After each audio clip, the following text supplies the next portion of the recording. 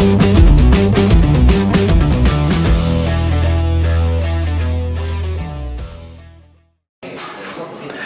guys, welcome to live for 365 day 3.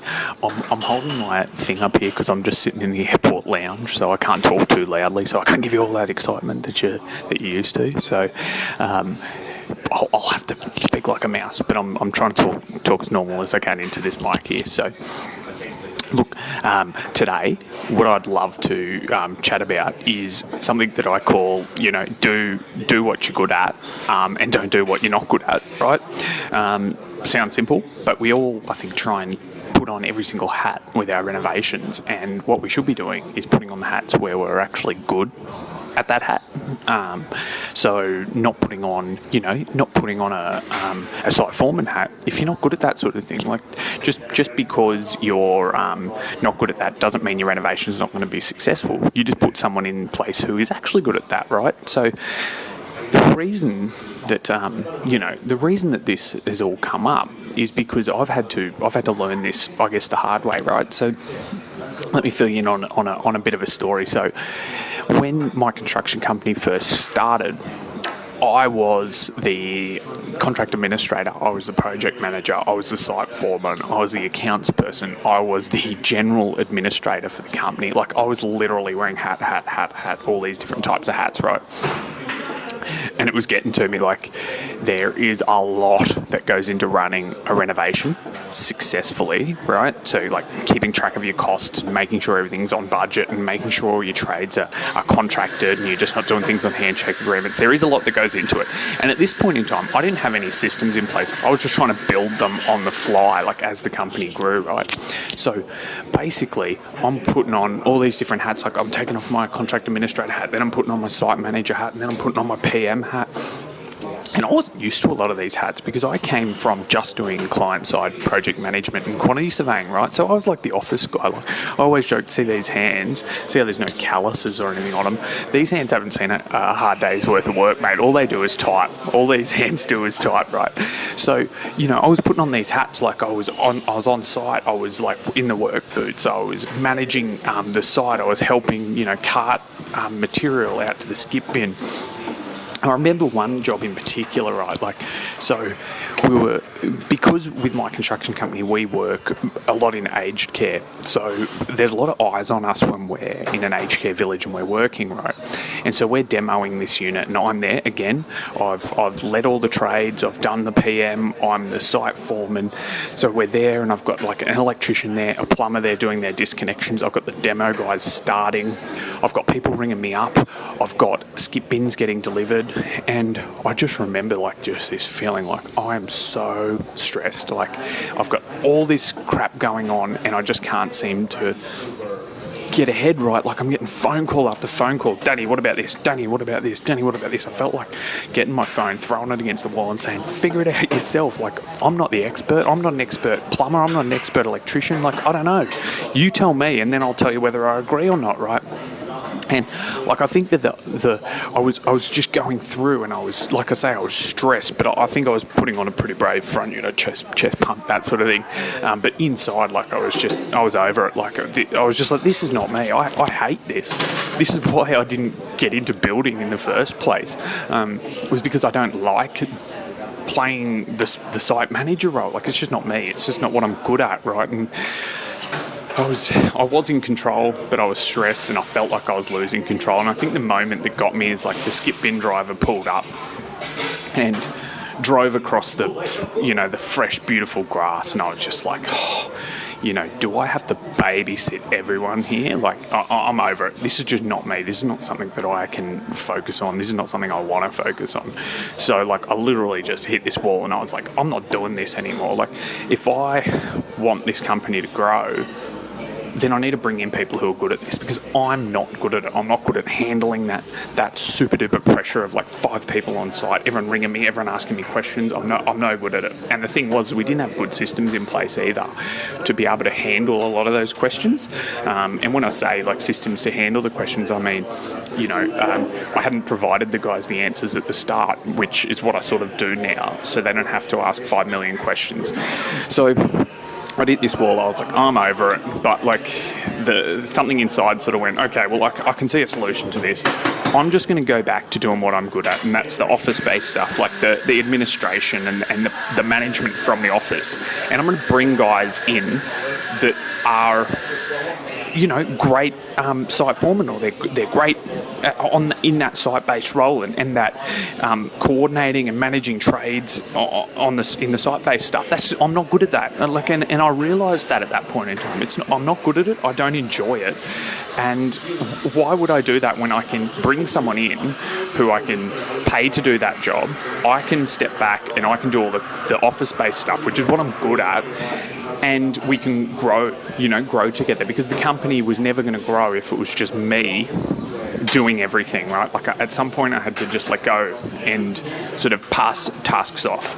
So that's what we did, right? So we started passing tasks off, and it was all really the site-based stuff. So I was just sort of focusing purely on running the office, running the jobs from the office, doing the ordering, doing contracts up, and it was going really well. This plan was sort of unfolding.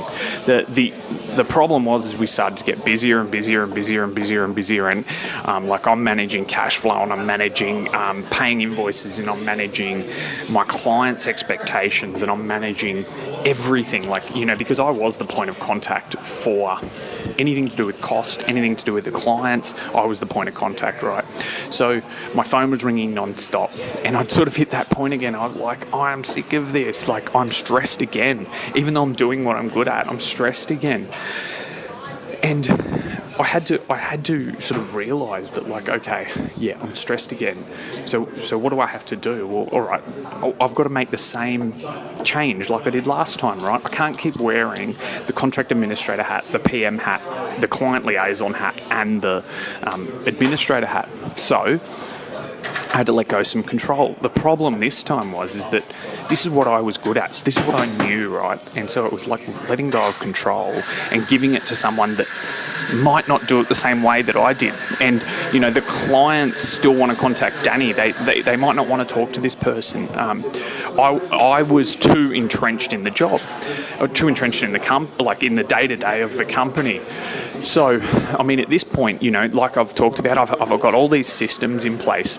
But what I had to do was I had to Danny-atize these systems, right? And I say Danny-atize because what I was doing to date was working. It was just too much for just me to handle, right? So Danny-atizing means I went in there, I made them as super efficient as possible. I recorded Zoom videos so that people could re-watch, could watch me doing my job, like tendering or contract administrating or whatever. And I Danny-atized everything. So what I did was I stepped back and basically said, all right, I'm going to train someone exactly like how I do it to get them to do it. And, therefore I can pull myself out, and I can be comfortable that I'm pulling myself out, but things are still getting done the way that I'm comfortable. Because it's my money at the end of the day. So I didn't want someone just going in there and doing it their way if that wasn't the way that I agreed with. In saying that, though, I'm a very sort of open person, and I'll say to people, if you can see a better way of doing it, tell me, because I'm all about efficiency, right? Every hour that we spend on a job costs my back pocket. So if we can make it quicker and quicker and quicker, then I'm happy. So we achieved it, right? So I started bringing people in, and what happened is I started sort of moving up the chain and out of the day-to-day stuff and just more managing the high-level strategy of the company and growing the company. And that's what I loved doing, right? Like, that's what I didn't actually know that at the start, but that's what I really set out to do.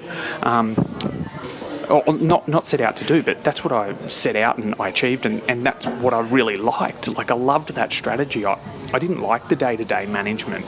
I always sort of knew that I was a bit like that, but it sort of just hit me, and it was like, man, this is awesome. Like this strategy stuff. So I guess the moral of the story is do what you're good at, right? And train people to do what you're not good at if you have to. And then once you start to get too busy, you train people to even do what you're good at, and you just keep moving up the ladder and refining what you're good at, right? So like, yes, I was good at contract administrating and a PM and those things, and I don't say that to brag, but like that's what I'm trained in, that's what I do, right? But basically I just sort of niched it even further, and I said, well, CA, yeah, PM, yeah, but maybe what I niche it further is like in more of the business strategy type stuff, and that's what I love doing. And I love teaching, and I love teaching the team and helping and all of that sort of stuff. So the moral of the story for you guys, because I know there are some builders and some trades in here too that watch these videos and are part of the group. So the moral of the story for them is start to put your systems in place so that you can put people in and you can sort of start to move up to do exactly what you're good at, because that's where you're going to make the most money. And for renovators, same thing, right? You might be a gun accountant. And if you're a gun accountant, don't stop doing your day job, because that's what pays the bills, right? Bring someone in who can help you. Bring in a good site manager if you own a building, you reno. So you're not the one fielding the phone calls, because you're going to get 5 million phone calls. You're going to get 5,000 emails. You will get smashed, because when you don't have a system in place, you're the one that is answering every single question. So thanks for listening, guys. That's been day 3. I hope you got a bit out of that. So like I say, bring the right people in to do the right jobs. Do what you're good at and outsource the stuff you're not good at, because in the long run, that's where you're going to grow. It's a proven strategy to work in business, so it will be a proven strategy to work for your personal renos too. Thank you. If you've got any questions, throw them in the comments and we'll address them in future lives. Awesome, guys. Thanks.